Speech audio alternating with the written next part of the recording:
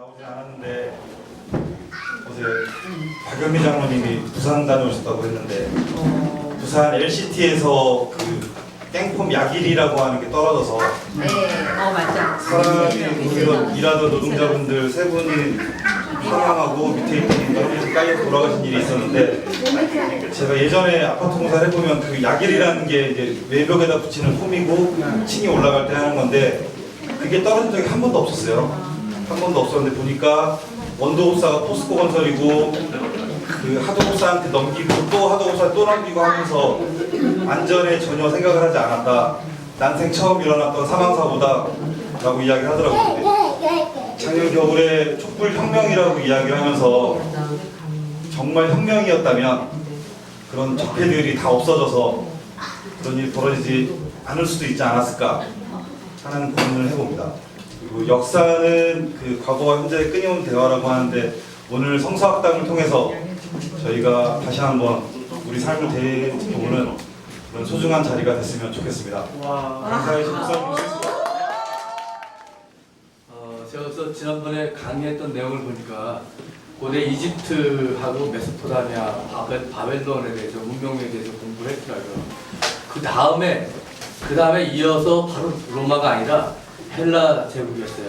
헬라 제국의 신구약 성서 중간 시대라고 하시는데 그때 저보다 더 훌륭한 명강사인 김진호 집사님이 하시죠? 헬라 시대 바로 전에 그거를 다 기억을 하셔야 되는데 어쨌든 그래서 제가 저한테 주어진 제목이 헤롯과 로마입니다. 근데 헤롯이 참 저한테 번역을 치게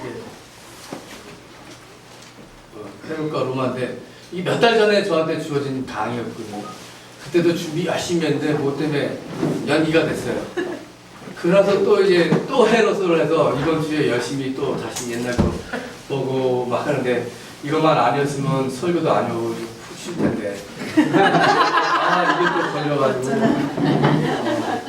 보너스 휴가도 못 얻고 그냥 내리 PPT 만들고 강의하고 준비하느라고 설교하고 맘먹게 힘들더라고요. 헤롯과 로마. 근데 어떻게 보면 이 로마사를 다뤄야 되는데 저는 이 로마사를 다룰 수 있는 영역이 있는 사람이 아니에요. 실을 보면 로마 역사를 어떻게 보신가. 그러니까 종교적인 관점에서 볼 수도 있고 법률적인 관점에서 볼 수 있고 고고학적, 유적적 관점에서 볼 수 있어요. 그렇기 때문에 이게 로마사는 역사학자나 일반 고고학자 또는 인류학자들이 볼 수 있고 연구할 수 있는 테마인데 제가 그래도 할 수 있는 분야는 헤롯과 로마 해가지고 성경에 나오는 로마 제국, 성경에 나오는 여러 헤롯 왕과 어떻게 연결이 되는가 할 때는 제가 할 수 있는 분야 같아요. 그래서 이거다 해서 성경에 나오는 많은 헤롯 한 사람이 아니었어요. 많은 헤롯. 그리고 그 당시 어떤 로마 황제였을까? 이 로마 황제가 어떻게 유대 민족에 영향을 줬고 예수님 당시에 어떻게 영향을 줬을까 하는 것이 소중한 테마라고 생각합니다. 그래서 오늘 이 시간 공부를 하고 나면 성경에 나올 때 그 로마 왕이 이 왕이었었구나. 그 당시 예수님의 그를 핍박했던 신문했던 왕이 헤롯 이 왕이었었구나. 이 정도의 우리가 성경하고 맞붙여서 공부할 수 있고 또 그것을 건진다면 참 이렇게 많이 이번에 효과가 있을 것 같습니다. 그리고 이 명강사는 이렇게 짧게 하는 게 명강사라고 해요. 재밌게 하는 것보다 짧게. 이거는 뭐 주무셔도 되고 가능하면 짧게 한 2시간 내에 짧게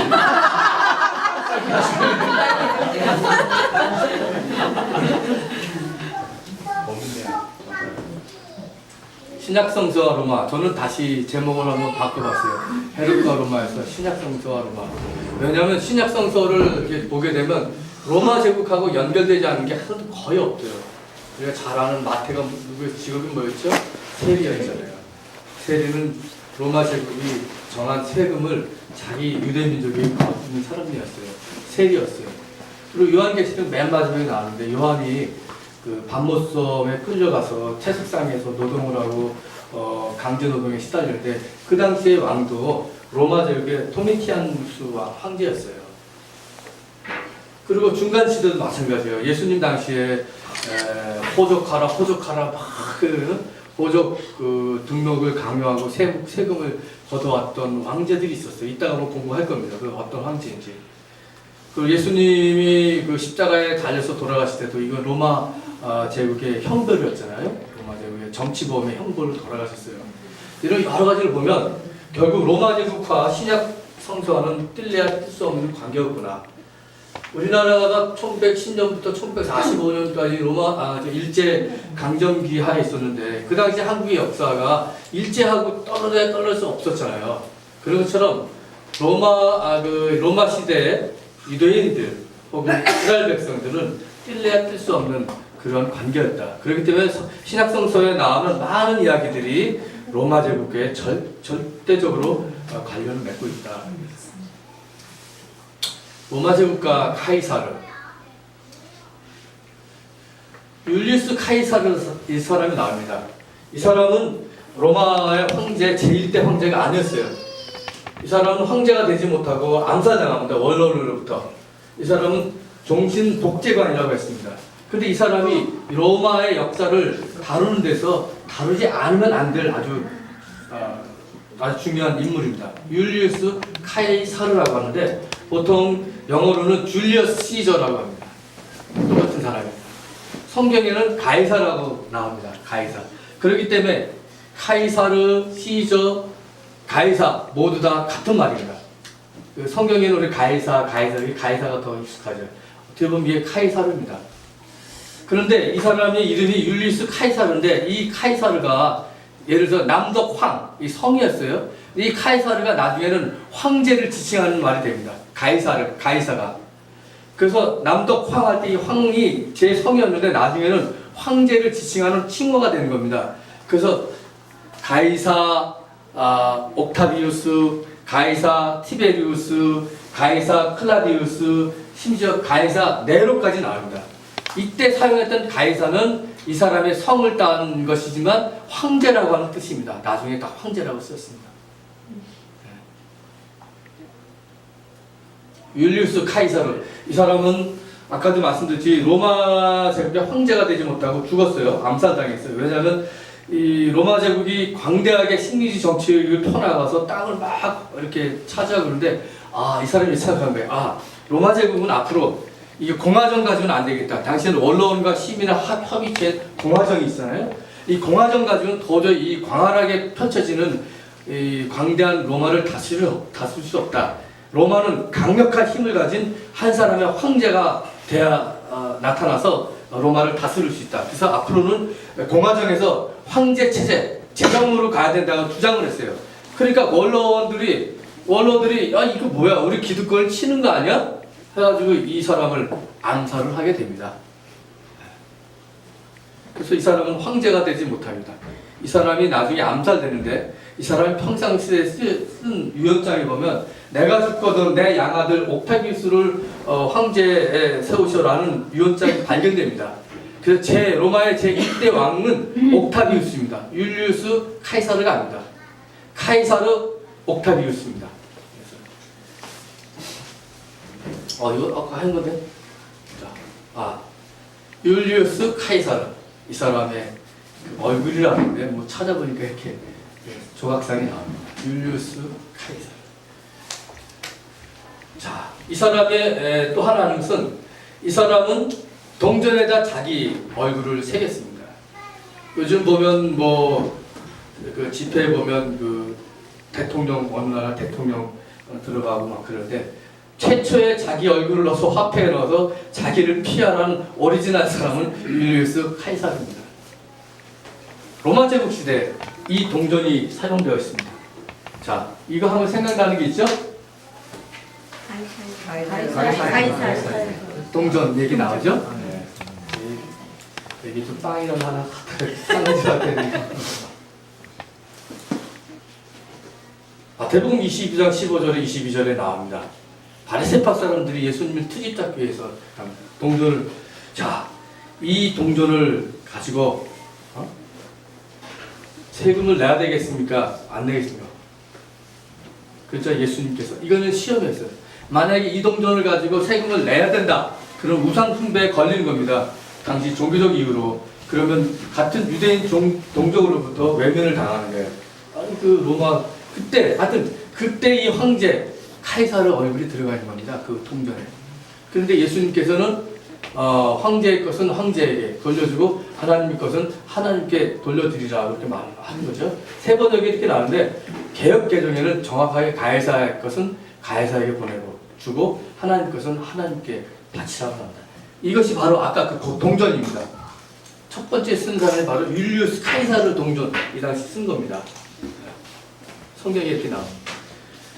오늘 성경 본문인 요한복음 2장 아까 주일 그 예배 때 드렸던 요한복음 2장입니다. 6월절이 가까워지자 예수님께서 예루살렘 성전에 가서 성전 정화 수청 사건을 일으킵니다. 그래서 보면 소와 양, 비둘기 한 사람을 몰고 녹두로 채찍을 만든 양과 소를 그들과 함께 모두 성전에서 내쫓고 돈 바꿔주는 사람들의 돈, 이 돈이 바로 어떤 돈이냐? 황제 그 당시에는 이제 예루살렘 유대 지역에서 살고 있는 사람 말고 로마 지역에서 살기도 하고 옛날 그 바벨론 포로에 끌려가가지고 다 돌아왔는데 유대 나라로 안 돌아오고 거기에 눌러 앉는 사람들이 있었어요. 그러니까 세계적으로 흩어져 사는 사람들이 많이 있었어요. 그 사람들을 디아스포라 유대인이라고 해요. 근데 이 디아스포라 유대인들은 세계에 각국 흩어져 살지만 1년에 한 번씩 꼭 유대의 전통을 지키기 위해서 예루살렘에 와서 성전에서 예배를 드리고 제사를 지냅니다. 그러니까 그 당시에 사람들은 로마 황제가 쓰던 그 동전을 갖고 사는 거예요. 그런데 와가지고 예배를 드리려 했던데 이거 가지고 안 되겠다는 거죠.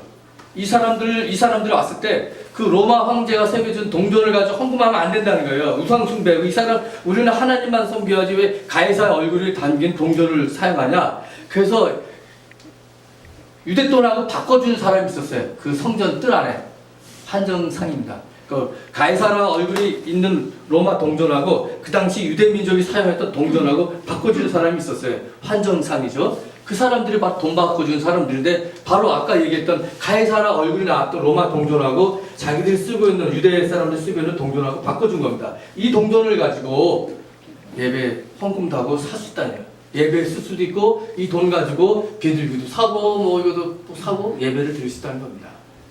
요한복음 2장 오늘 읽었어요. 돈 바꿔준 사람 환전상이라고 합니다. 어떤 그 율리우스 카이사르의 동전.